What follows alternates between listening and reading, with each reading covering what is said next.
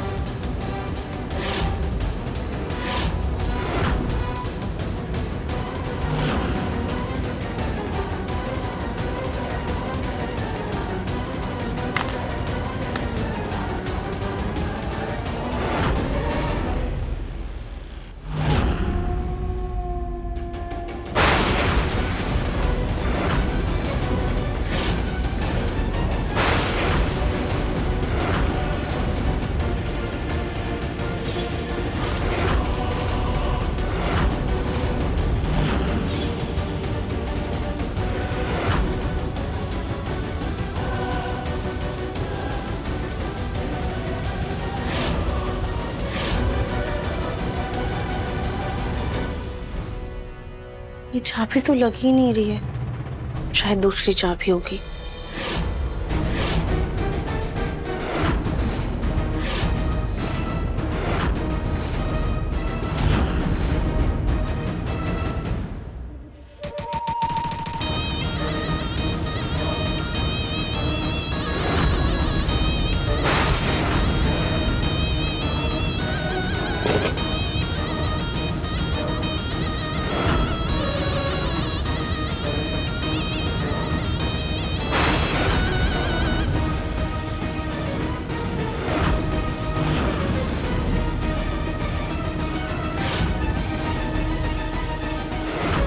तुम तो चले गए विश्वा, लेकिन तुम्हारी याद और तुम्हारी निशानी को मैं कभी खोने नहीं दूंगी।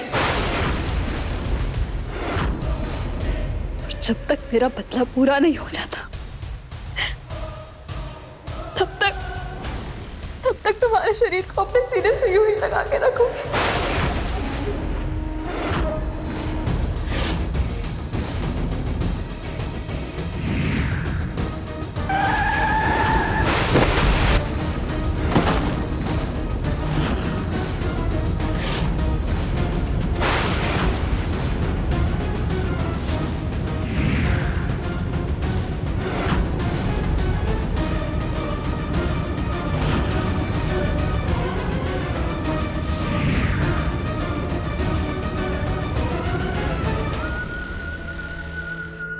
विश्वा, विश्वा, मुझसे बात करो विश्वा, विश्वा, विश्वा।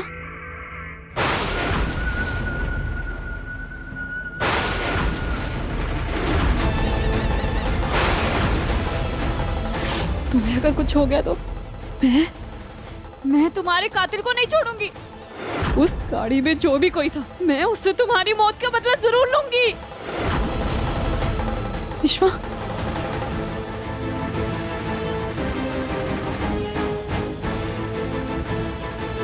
हाँ बोलो, बोलो, बोलो।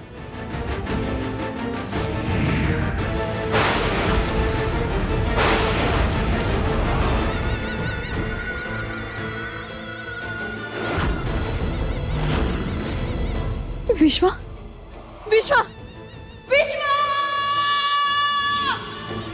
नागिन अपने आप को भूल सकती, पर अपने दुश्मन और अपने बदले को कभी नहीं भूल सकती। पर मैं तुम्हारे हत्यारे की जान लेकर अपनी कसम जरूर पूरी करूंगी विश्वा।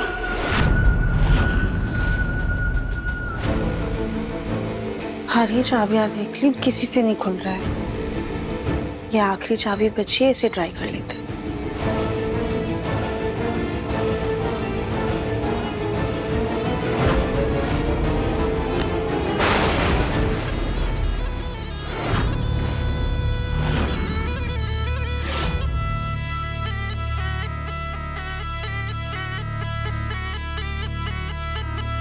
इतनी रात को इनकी आवाज कहाँ से आ रही है?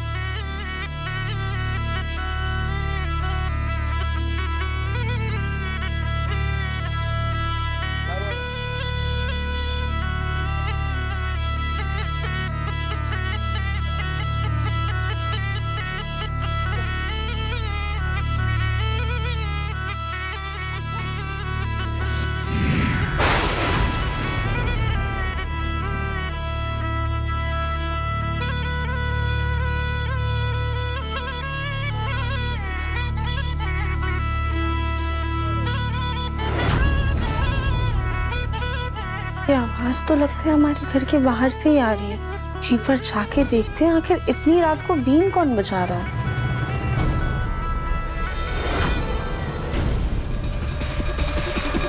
गोलू जी,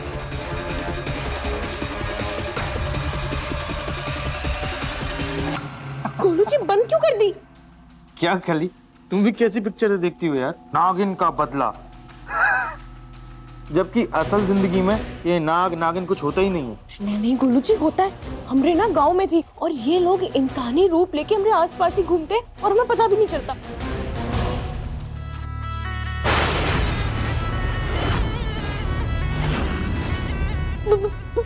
बीन बीन की आवाज। गोलू जी, कहीं सच में हमरे आसपास कोई इच्छाधारी नागिन तो नहीं आ गई?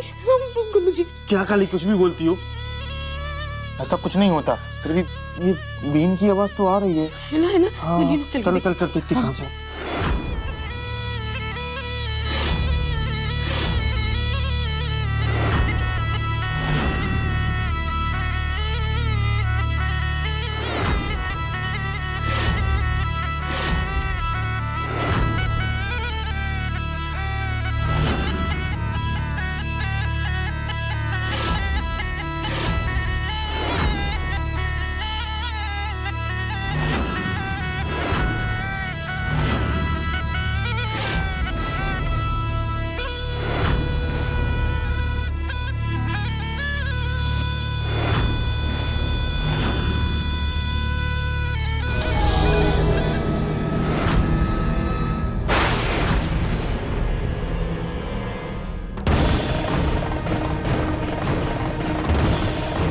आप यहाँ?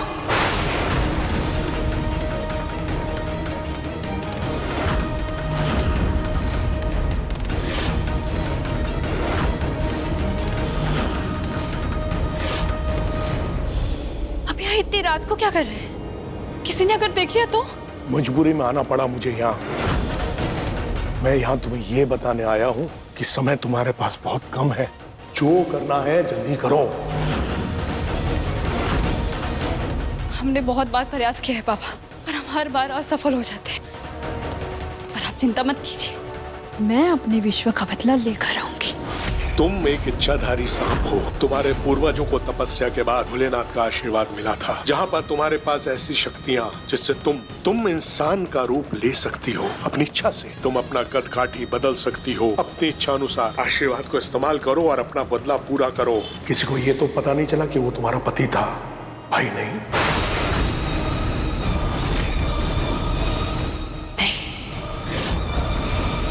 पर बाबा, आपने सबके सामने झूठ क्यों कहा कि वो मेरा पति नहीं भाई है? अरे मूर्ख, क्रोध से भरी विधवा घायल शेरनी से कम नहीं होती है। अगर तू नहीं ये बताती कि उन्होंने तेरे पति को मारा तो इस घर में तुझे पनाह नहीं मिलती, क्योंकि उन्हें तुझसे खतरा होता।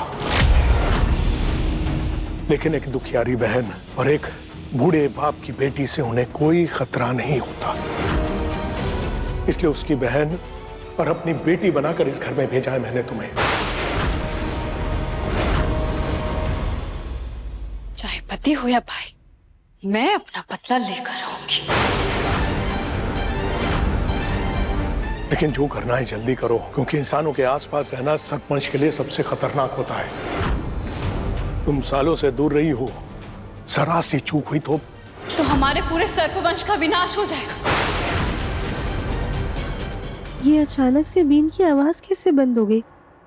हम फिर भी एक बार जाकर देख लेते हैं। अब देवरानी जी, हाँ भाभी। देवरानी जी, आप बीन बजा रही थी क्या? भाभी कैसी बातें कर रही हैं आप? हम क्यों बीन बजाएंगे? हम खुद वही देखने जा रहे थे कि बीन की आवाज कहाँ से आ रही है। देखा गोलू जी, बीन की आवाज आ रही थी। चलिए देखते हैं। चलो। हम इन इंसानों की फितरत अच्छे से जानते हैं। ये बहुत खुदगर्ज और मतलबी होते हैं, सिर्फ अपने बारे में सोचते हैं। लेकिन आप चिंता मत कीजिए बाबा, हम इन्हें कोई शक नहीं होने देंगे। इन्होंने हमसे हमारा सुहाग छीना है और कल करवा चौथ के दिन मैं राधिका से उसका सुहाग छीन लूंगी।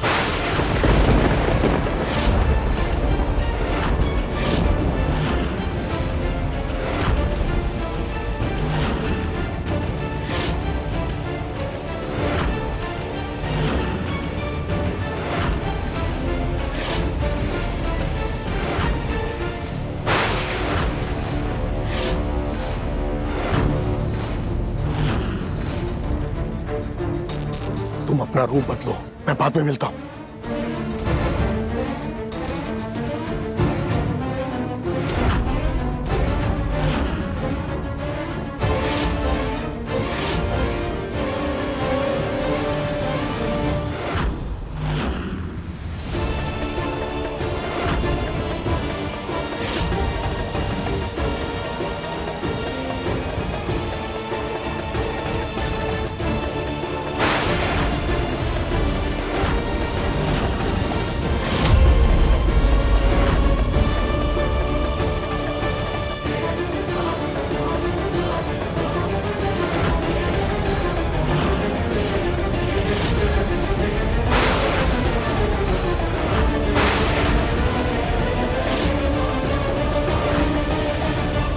नियति,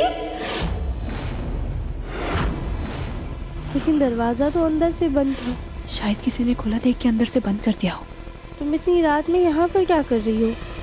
वो हमें घुटन हो रही थी तो हमें नींद नहीं आ रही थी, इसलिए हम बाहर हवा खाने के लिए आ गए। जैसे ही आए तो हमारी अंगूठी गिर गई, तो बस वही देख रहे हैं।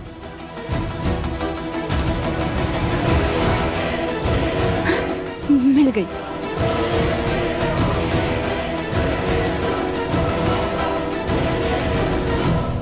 नियति, यहाँ से ना बीन बजाने की आवाज आ रही थी।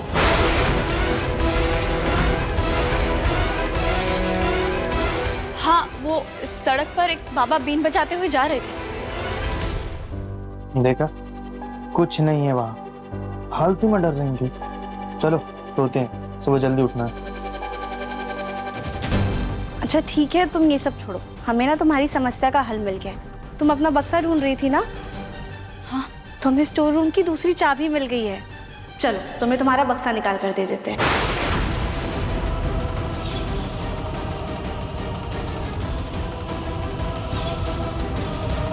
चले आप। राधिका जी, वो ये चाबी आप हमें दे दीजिए। आपका कल व्रत है ना, तो आपको सुबह जल्दी उठना होगा। आप जाके सो जाइए, ये हमें दे दो आप। अच्छा ठीक है नियति, ये लो।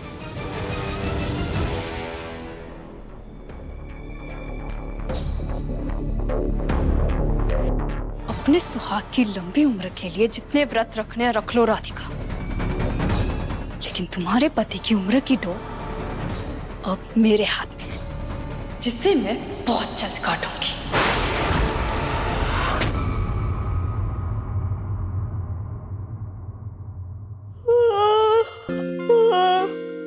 सुजाता, बहुत नींद आ रही है, कुछ खाने का भी मन नहीं हो रहा है।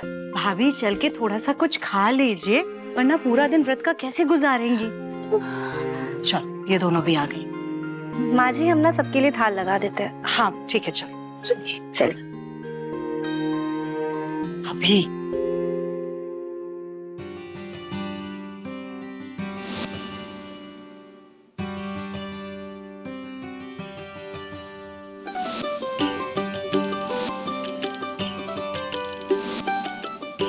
अरे ये सब क्या है? ये हमारी ओर से एक छोटी सी कोशिश है आपके व्रत को थोड़ा आसान बनाने की। तो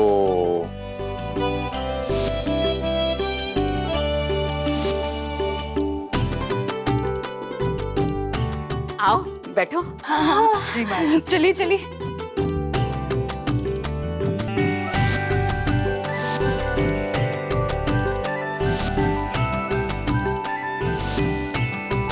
अब आप सब लोग हमारे लिए सुबह से लेकर रात तक भूखे रहेंगे, प्यासे रहेंगे, तो हम आपके लिए इतना तो कर ही सकते हैं।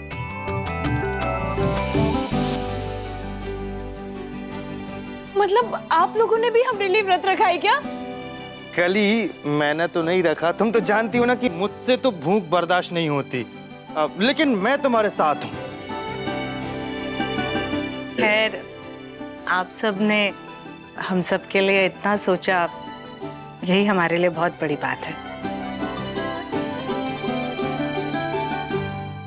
चाची जी, वैसे ये आइडिया दिव्यम का था, इसी ने हम सबको इस प्लान में शामिल किया, मुझे, पापा को, चाचू को।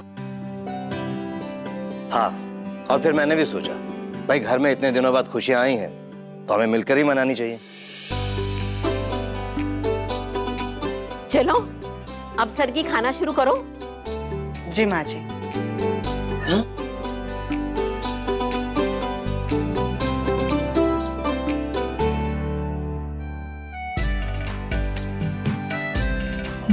जी सबके सामने। राधिका बेटा शर्माओ मत। अरे ये व्रत होता ही इसलिए है कि पति की लंबी उम्र के साथ साथ पति पत्नी का रिश्ता मजबूत हो और उनका प्यार बना रहे और बढ़ता रहे।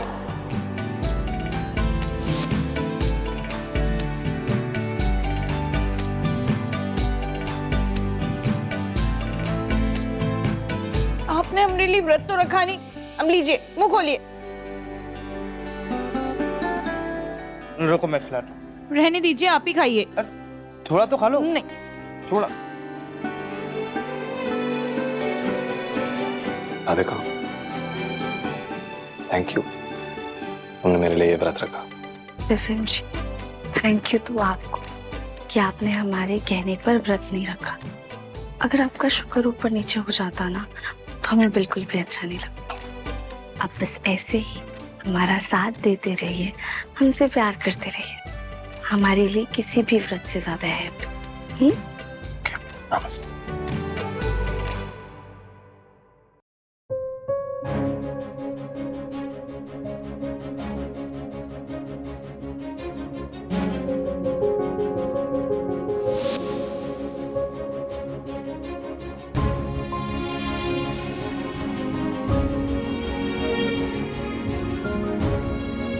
हम यहाँ पर कलश भी रख देते हैं।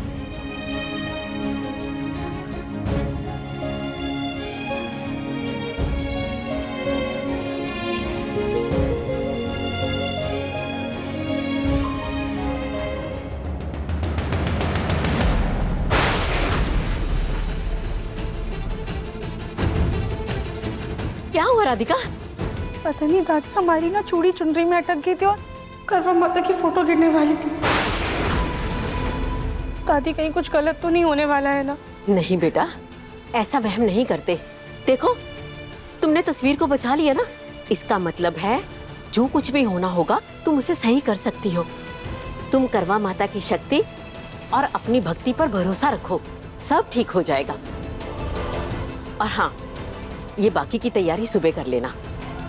अब थोड़ा जाके आराम कर लो। जी दादी।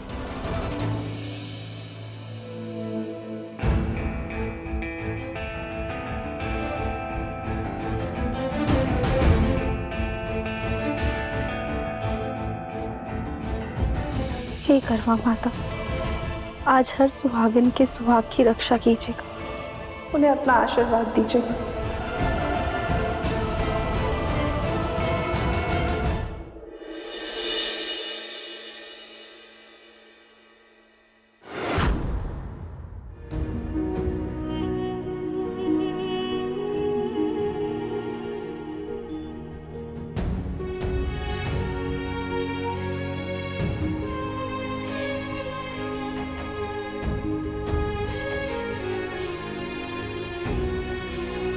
हे भोलेनाथ, हमारी हर सुबह ऐसी ही होनी चाहिए जहाँ पे हमारा प्यार, हमारे दिव्यम जी हमारे साथ।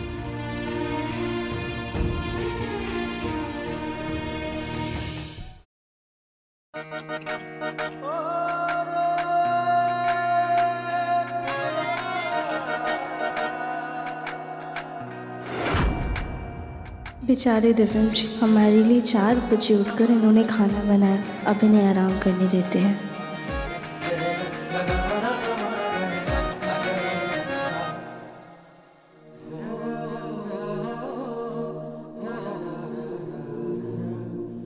आज करवा चौथ है, बहुत सारे काम करने हैं, हम जल्दी से तैयार हो जाते हैं।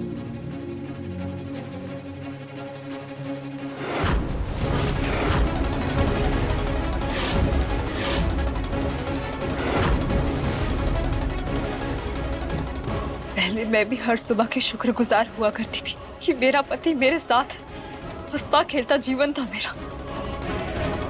और तेरे सुहाग ने मेरी हर सुबह को काली रात में बदल दिया। और मैं उसे नहीं छोड़ूंगी। आज उसकी आखिरी सुबह होगी।